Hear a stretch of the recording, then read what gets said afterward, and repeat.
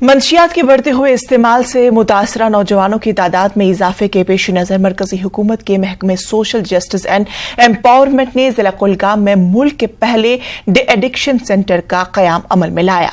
आप देखिए ये रिपोर्ट ज़हूर रिजवी की और मुझे दीजिए इजाजत। आदाब।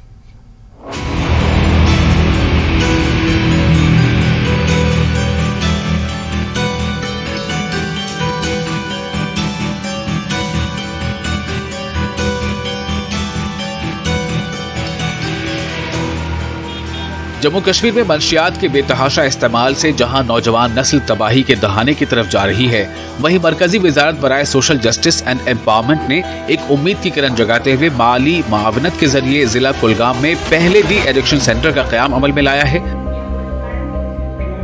जहां अभी तक ड्रग्स से मुतासरा सैकड़ों नौजवानों की बाज़ाबातकारी और इन्हें तिब्बी सहूलियात फराहम करने के अमल को यकीनी बनाया गया है। ड्रग्स के इस्तेमाल से मुतासरा नौजवानों के मुताबिक इन्हें जीने का एक और मौका फराहम हुआ है। इधर डॉक्टरों के मुताबिक सेंटर में दाखिल हो रहे नौजवान कई तरह के ड्रग्स का शिकार हैं और इनकी बाज़ाबातकारी को यकीनी बनाया जा रहा है। भेजनो सर यार न चार दवा रचा मज सूज घर के ड्रग सेंटर सर ये सोरे गेम सारे मैच गिंदावन वॉलीबॉल गिंदावन सर टीवी चलान LCD सोरे बेड वेड खेन चन सोरे फ्री सिगरेट ड्रग्स मज 2 वरी सर वह गोस भी ठीक सर खून वून गुम सर खराब यह गो साफ पाक नेचर खोदमुत सर यह गो पाक दवा दिवन 2 टाइम सर खेन चन फ्री सर।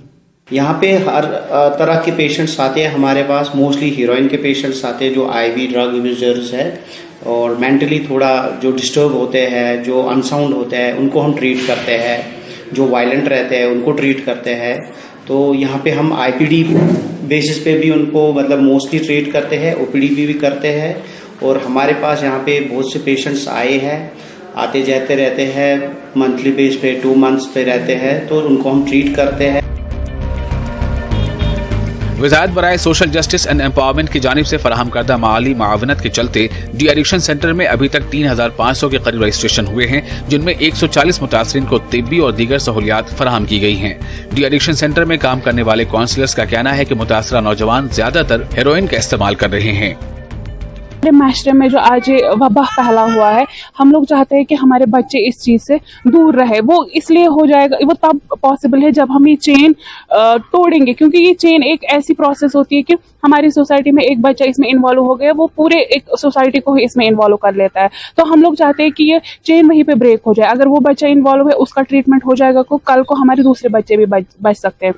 तो मैं चाहती हूँ कि हमारी गवर्नमेंट ने ये इनिशिएटिव उठाया है, कुलगाम डिस्ट्रिक्ट में पहला यहाँ पे रिहेबिलिटेशन सेंटर सेटअप किया है, जहाँ पे ये बच्चे जो है अपने आप को बचा सकते हैं, अपनी फैमिलीज को बचा सकते हैं। मेन जो है वो उनकी फैमिली पे डिपेंड करता है। उनकी फैमिली को चाहिए कि वो उनको देखे, उन पे नजर मारे कि बच्चे क्या कर रहे हैं, उनकी एक्टिविटीज क्या है, उनके फ्रेंड्स कौन से हैं, वो कहाँ जाते हैं, दिन को क्या करते हैं, उनका बिहेवियर कैसा है। यहाँ पे अच्छे से ठीक होके जाते हैं। यहाँ पे हर कुछ जो भी उनको मिलता है, फूड मिलता है, मेडिसिन मिलती है, यहाँ पे सारा कुछ फ्री मिलता है, वो गवर्नमेंट की तरफ से इनके लिए फ्री है। ड्रग्स के इस्तेमाल ने पूरे जम्मू कश्मीर में नौजवान नस्ल को न सिर्फ तबाही के दहाने पर ला खड़ा किया है, बल्कि मिलिटेंसी के बाद ये एक बड़े चैलेंज की तरह उभर कर सामने आ रहा है।